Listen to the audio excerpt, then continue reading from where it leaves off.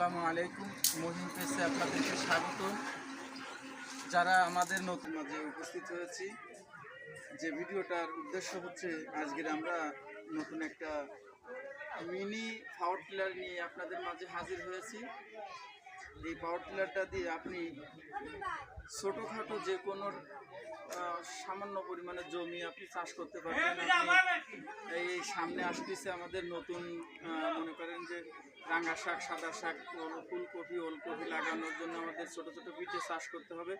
তো আমরা সেই ভিডিওগুলো সেই ভিটেগুলো চাষ করার জন্য আমরা নিয়ে এসেছি আজকে নিউ একটি মডেলের মিনি পাওয়ার টিলার।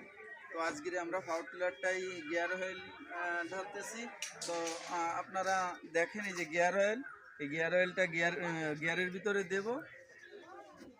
আমরা এখন গিয়ার অয়েল দিচ্ছি ইঞ্জিনের ভিতরে। তো আপনারা দেখতে পাচ্ছেন গিয়ার অয়েল দেওয়া হচ্ছে। তো আমরা আর কিছু সময় পরে মেশিনটা স্টার্ট করব।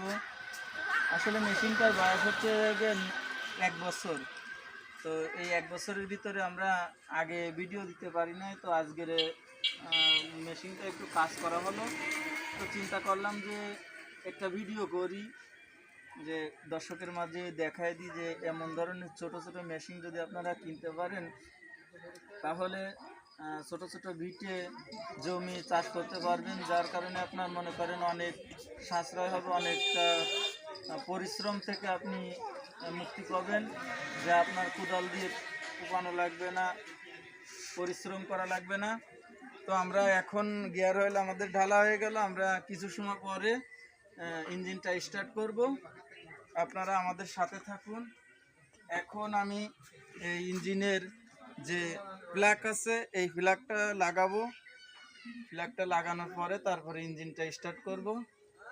তো ইঞ্জিন স্টার্ট করার পরে আমরা আপনাদেরকে ইঞ্জিনটা চালিয়ে দেখাবো কিভাবে চাষ করতে হয়।